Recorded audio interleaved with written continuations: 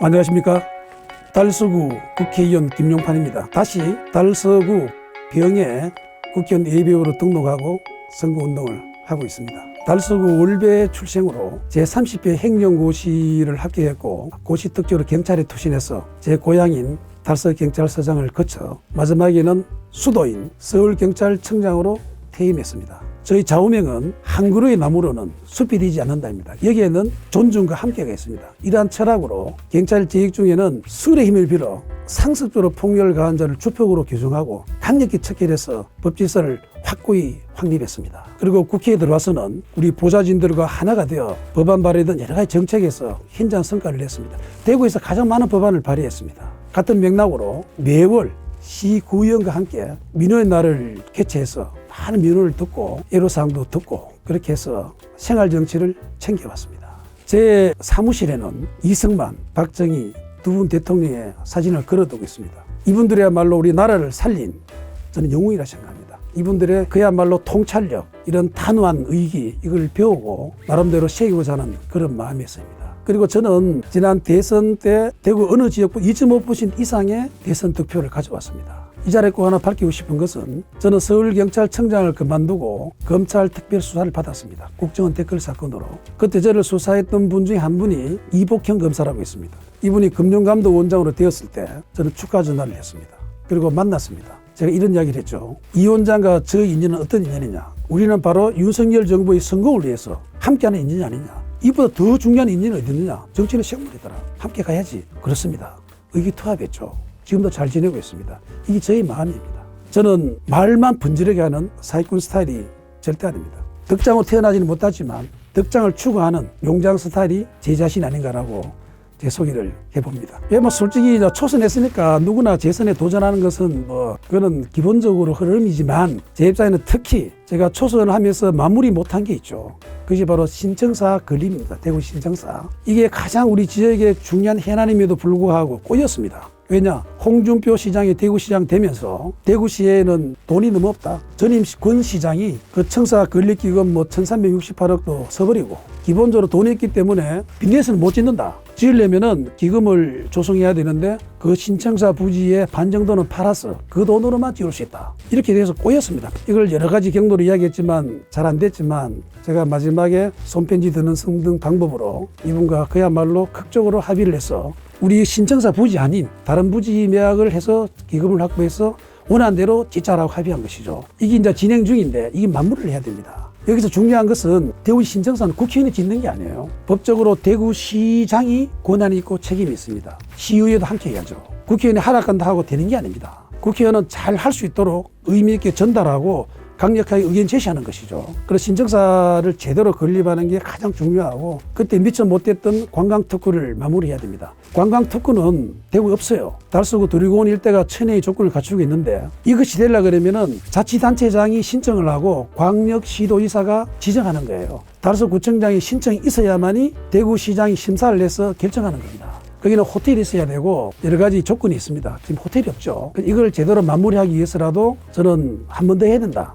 이렇게 생각을 하고 그래서 다시 한번 우리 존경하는 달서구 구민들의 선택을 기다리고 있습니다. 제 지역의 가장 중요한 해안은 대구시 신청사 건립을 제대로 마무리하는 것입니다. 공약임에서도 가장 중요한 책무죠. 둘째는 좀 전에 말했듯이 21대에도 그렇지만 못 이룬 우리 누리공원 일대를 그 2월다 연결해서 하는 그 지역을 관광특구로 만들겠다는 거. 그리고 우리 지역은 1호선하고 이제 3호선이 지나는데 1호선과 3호선을 연결하는 게 필요합니다. 특히 두리공원을 중심으로 신청사가 들어선다 그러면 많은 변화가 오게 됩니다. 그때 나름대로 그 연결하는 경전철을 두리공원 중심으로 예를 축전, 볼리 이런 식으로 해서 연결하는 그건 필요하고 거기에 따라 상임위도 국토교통위도 저는 재선되면은 고려하고 있고 그것은 진짜로 국비도 필요하고 국회의원이 많은 힘을 쓸 수 있는 그런 분야라고 생각을 합니다. 그 외에는 제가 민원날을 해봤을 때 아파트의 하수관, 오수관이 문제있다. 이걸 빨리 갈아달라는 게 많습니다. 그럼 하수관로 이거에 대해서도 보다 더 체계적으로 잘 될 수 있도록 그렇게 하고 또 우리 지역에는 두리공원이 묶이다 보니까 종 일종으로 많이 묶여 있어요. 이것을 지난번 일종으로 푼다고 말만 했지만 풀리지 않았습니다. 이걸 제대로 촉진하는 두리공원 일대, 송현동 일대, 이 종변경 이런 것도 저희들이 강력하게 촉진해서 하도록 할 것입니다. 그리고 나름대로 우리 달서 갑을 병 중에 우리 병지에게만 제대로 된 체육관이 없어요.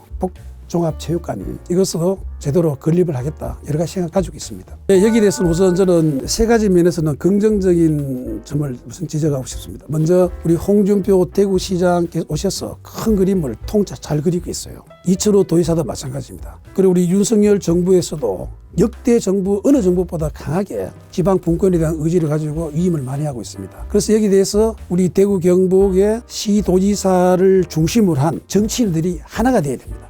예를 들어서 이번에 대구 경북 통합신공항이 쉽게 되는 건 아니거든요. 그거 전부 다 한 사람 한 사람 역할을 다 했습니다. 국회의원들이 다 하고. 저도 당시 대구시당 위원장으로 그리고 제가 행안위 2소에서 이걸 1소에 옮겼습니다. 왜냐? 군의군 편입이 첫째 관문인데 그게 잘 안 됐잖아요. 그걸 통과시키기 위해서도 엄청난 역할을 했고 그 통과에 저는 나름대로 결정적인 역할을 했다는 자부심을 가지고 있습니다. 이런 식으로 각자 주어진 데서 국회의원 역할을 했기 때문에 기본인 여건이 마련됐다. 특히 달빛 고속철도가 이렇게 이제 개통된다 그러면은 광주와 대구에 여러 가지 의미 있는 그런 큰 변화를 가져올 것입니다. 대구 경북의 큰 발전 견인하는 문화를 바꾸는 그런 개념이 돼야 된다. 지역 해난에 살기 위해서는 그냥 예산 많이 따고 뭐 땅 따먹기 하는 식으로 해서는 안 되고 그야말로 지역에 하나하나가 인프라가 구축되는 그리고 그 지역을 넘어서 세계의 거점이 될 수 있는 그런 마인드로 가야 된다. 또 각자 국회의원들은 유치해서 할 일이 많아요. 저는 꼭 드리고 싶은 거는 대구 경북이 오랫동안 해온 섬유 산업이 이것이 뿌리 산업 되는 것이 그야말로 참 소망하는 부분이었는데 제가 이걸 알고 법안 발의했습니다. 법안은 통과 안 됐지만 같은 효과를 가져왔어요. 산자부의 고시를 통해서 섬유 산업을 뿌리 산업으로 지정했습니다. 5,500여 업체가 혜택을 받고 제가 감사표도 받았죠. 많이 고마워하고 있습니다. 이런 식으로 한 명 한 명이 자기 역할을 해나가고 바로 시장, 도지사, 국회의원 그리고 지역의 주민들이 하나가 된다면 한 그루의 나무로는 숲이 안 되지 않습니까? 지역의 한 해난도 자연스럽게 해결될 것이다. 저물리도 몰려오게 될 것이다. 그렇게 생각합니다.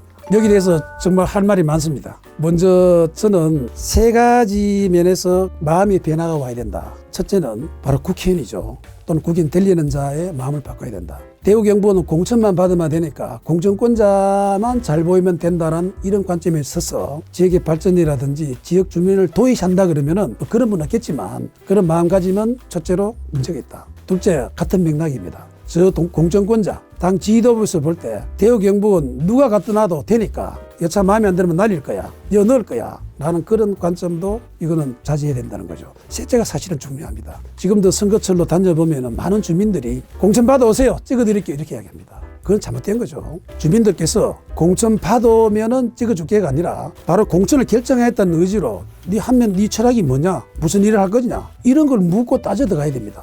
그런 문화를 갔을 때 비로소 조화를 이룬다. 저는 여기서 특히 첫째를 좀 지적하고 싶어요. 국회의원으로서 저는 초선이지만 할 말을 했습니다. 그래서 한 가지만 소개를 하겠습니다. 지난 이태원 참사가 벌어졌습니다. 10월 29일이죠. 2022년 10월 159명의 사망자가 나왔습니다. 여기에 대해서 여야가 국정조사가 합의됐습니다. 하는 게 맞죠. 그건 이상한 연유로 우리 당에서 그 합의된 국정조사를 파기하려고 했습니다. 파기 분이 흘렀죠. 근데 제가 나섰습니다. 저는 행정안전의 위원이기 때문에 그걸 직접적으로 다뤘고 운인도 잘합니다. 이걸 우리 당에서 만약에 파기한다 그러면은 명분도 있고 신뢰도 있는다. 대통령께도 누가 된다. 강력하게 제가 주장을 했고 다른 몇 분의 의원이 따라했기 때문에 그 파기를 막았습니다. 만약에 그때 파기를 막지 못했다 그러면은 지금 이태원 특별법 때 말이 많은데 저 국민의힘은 159명에 죽어서 국정조사 합의해놓고도 파기한 당이다. 얼마나 비난받았겠습니까? 저는 그런 면에서 당 기여도가 있다 생각하고 이번에 면접 물어서 그 말을 했습니다. 바로 이러한 할 말을 하는 그런 정치적인 나름대로의 관점을 가지고 의기를 가져야 된다. 중요하다. 이 대구 경북의 문화를 바꾸는데도 큰 목소리를 할 것이다. 그렇게 생각합니다. 제 고향은 달서구입니다. 토박이죠. 토박이의 특징이 뭐겠습니까? 그 지역에 누구보다도 애정을 가지고 애착을 가지고 있다는 겁니다. 여차하면 날라버리는 그런 사람이 될 수 없는 거죠. 그리고 누구보다 그 지역에 대해서 더 관심을 가지고 잘 알고 있습니다. 그리고 저는 좀 전에도 공약에도 말했다시피 정말 이 모든 달서구의 발전은 자치단체의 장의 의지가 없으면 안 돼요.